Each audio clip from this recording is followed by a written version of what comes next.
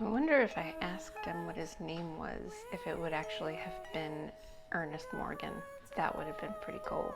It's not every day you get to see one of your characters standing in line at the post office.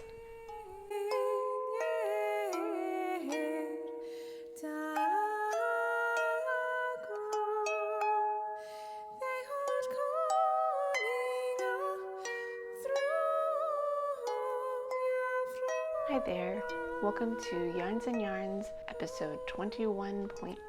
This is a show about yarns as in fibers and yarns as in stories. And today it's all about the stories.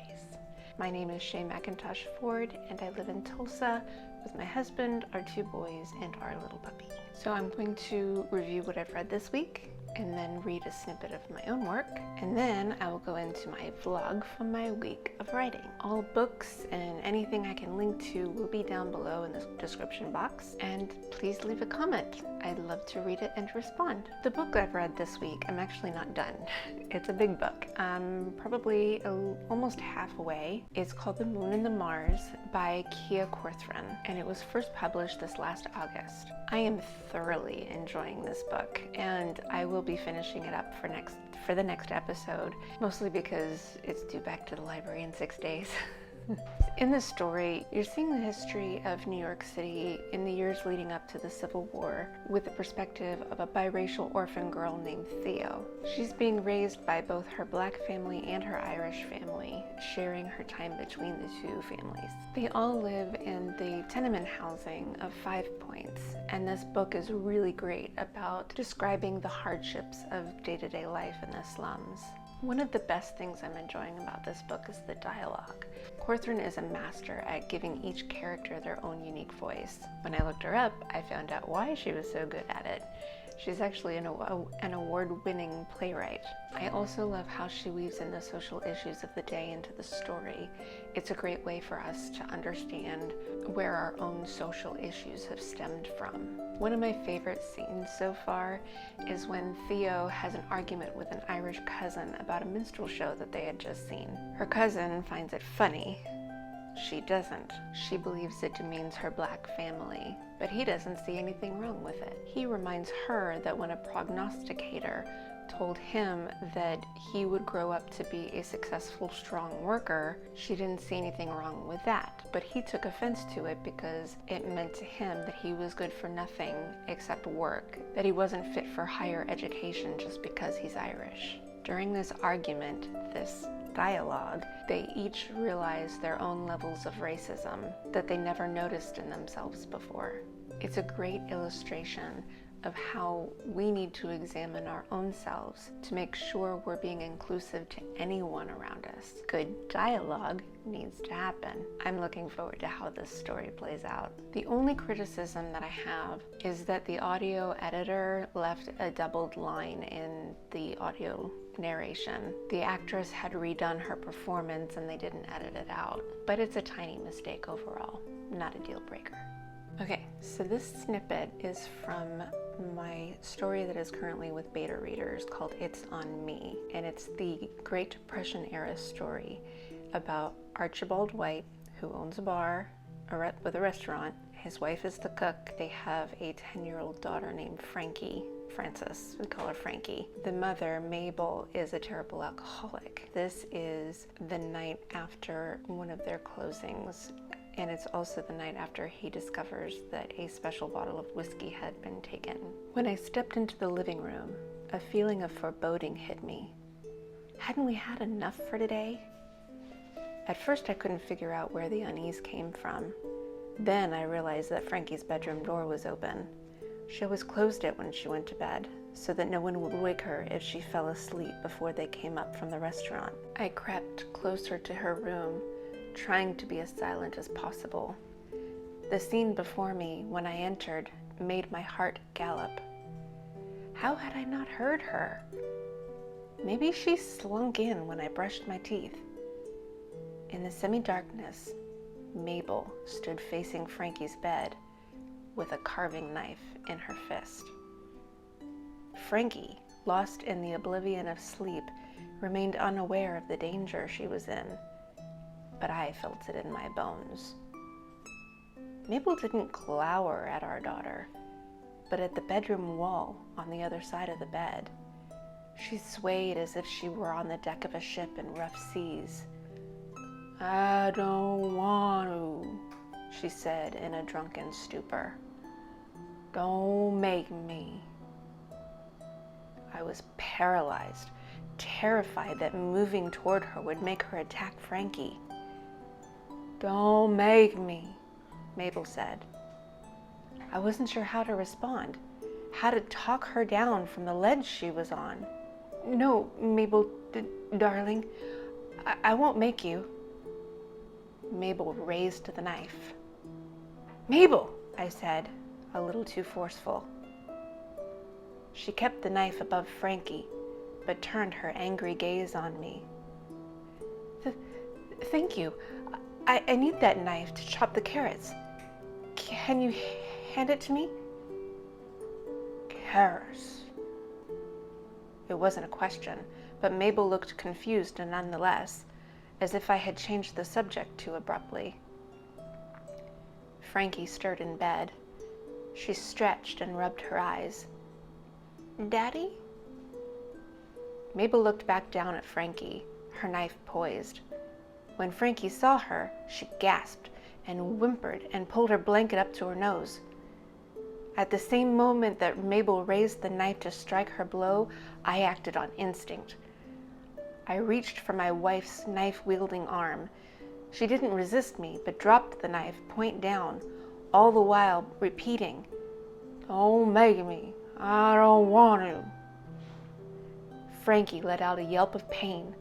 Mabel wandered out the door. "Don't make me." And I spun around to check on my daughter. I hope you enjoyed my snippet. From here on out, it's the vlog of how my writing week went. There's a bit of a thunderstorm going on this morning, so I am in the closet again with my second cup of coffee, my writing, and my knitting. Chicken dog. You look like sheepdog Sam. You're getting a haircut on Monday, puppy. She says, "I don't care. Just take away the thunder." You look like a pirate. Only can see one eye.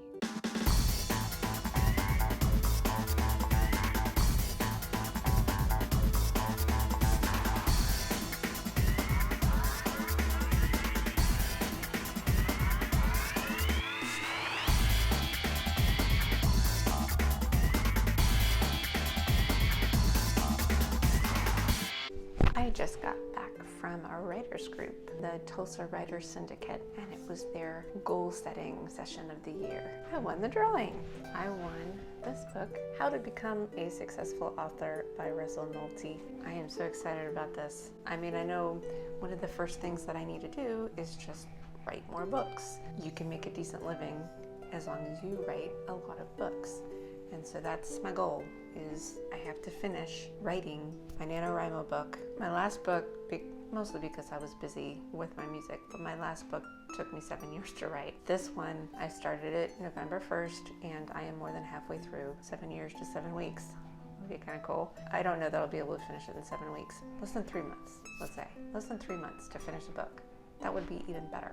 Today I finally got some of my longhand writing typed up. Sometimes I'm writing and I have no idea how many words I've been writing because I'm just writing. And I finally got some of it up. I still have plenty left to do. And I know I should probably dictate instead of type it up. This is not a private office. I get interrupted a lot and I just don't feel like backspacing all of that. I was interrupted because hubby told me at the very last minute that we needed to go and buy Christmas presents for the boys to take to their scout meeting tonight. They're doing a Christmas gift exchange. I guess they're playing that game where you steal each other's presents. So he sprung that on me at the last minute. I'm waiting in line forever at TJ Maxx with the boys. The nice thing is I found a new journal to write in, a new writing book. I call it a journal, but it's not a journal. I'm writing my novel. I'm not ready for a new one, but this is the dilemma I assume a lot of writers have. You see the pretty journals and you just want to buy up all the pretty journals. Some writers never write in those pretty journals. I do. But what I liked about this one is it has, in the front, it has like this little pocket here and another one over here. I always collect little bits. You know, I write a little note on something and I just need to have a pocket to stick it in. Then after we got home, I realized, oh, I need to go to the post office. But this time I got to go by myself and I got to people watch while I was waiting in line, which is another thing that writers do. The best thing about people watching is you're always looking for character quirks. You know, you can make a character based on this person and that person, and you just study them a little bit without trying to look creepy.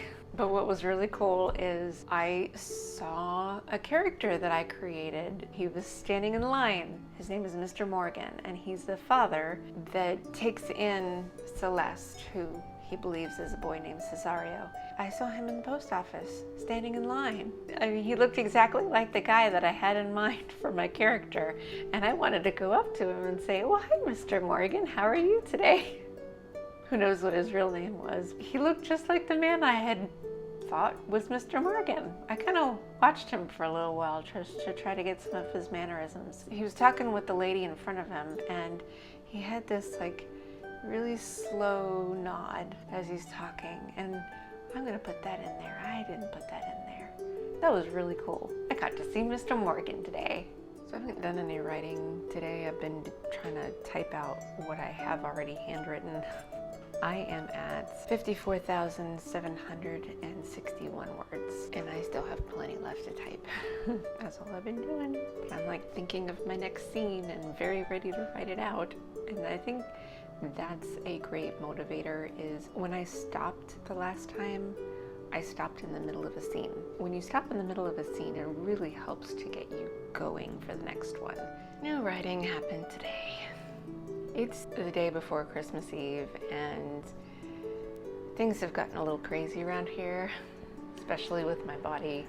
So if you follow my chronic illness journey, you'll understand that I was very, very hopeful about getting into remission, and then it all came crashing down.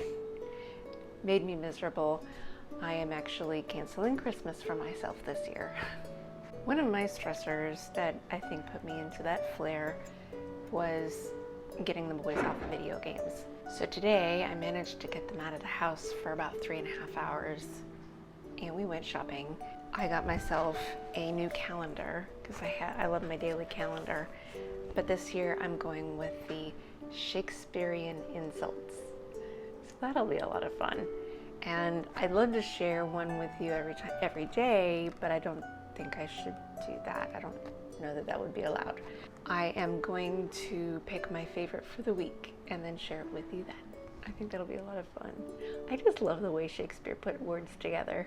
Fun fact, I named our boys William for Shakespeare and Charles for Dickens. They have no interest in either one. Maybe if there was a Shakespearean and Dickensian video game, probably not even then. My grand total for my book is just over 59,000 words. I've typed up 58,995. And I still have maybe 150 words left to type up. I got interrupted. For Christmas, I am gonna have the house to myself for 3 days. The dog won't even be here. It's just gonna be me trying to heal my body and write all the words. So I'm close to 60,000. The book I'm looking at being maybe 110,000 words-ish. You don't really know until you get it all done. And this is just the first draft. This is a very rough draft. It needs a lot of work. That's all I have for this week. And while I have decided to be a bit of a Scrooge for Christmas, I hope if you celebrate Christmas that you have a very Merry Christmas.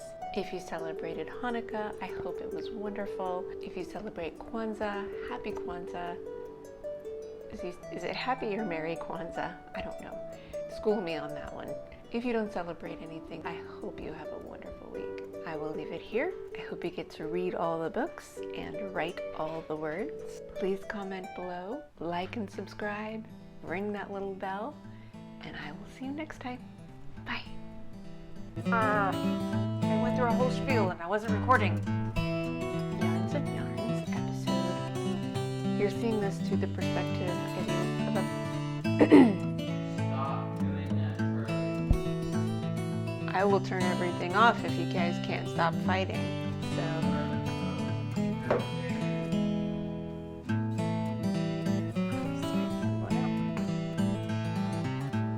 and I don't know if I'm gonna put any of this in the video because it might just be spoilers. I might just edit all of this out and put this little bit in the blooper.